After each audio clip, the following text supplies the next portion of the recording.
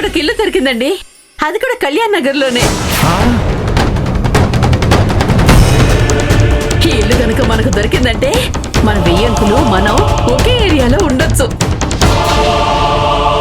ఉండండి, నేను ఇప్పుడే బ్రోకర్కి ఫోన్ చేస్తాను. నా ఫోన్ ఎక్కడ పెట్టాను?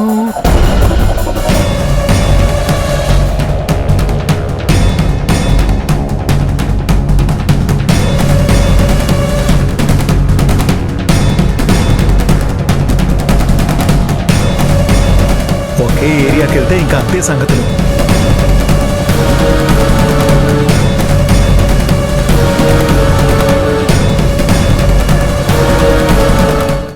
ఇక నేను వెళ్ళొస్తానమ్మా.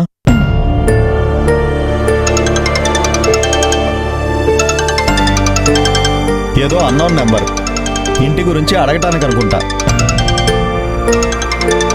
న్యూస్ పేపర్లో యాడ్ ఇచ్చాను, అది చూసి ఫోన్ చేస్తున్నట్టున్నారు. స్పీకర్ ఆన్ చేస్తాను, మీరే వినండి. నమస్తే అండి.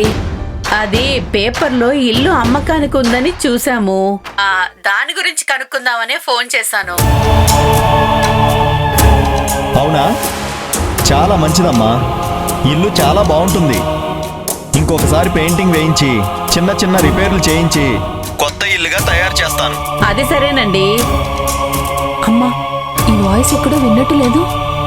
నాకైతే భద్రావతి అత్తయ్య వాయిస్ లో వినిపిస్తుందమ్మా. అంటే ఆ ఇంటి రేట్ ఎంతని చెప్పలేదు. అవును, ఇది భద్రావతి వదిన వాయిసే. రేటు అందులోనే ఇచ్చాం కదా.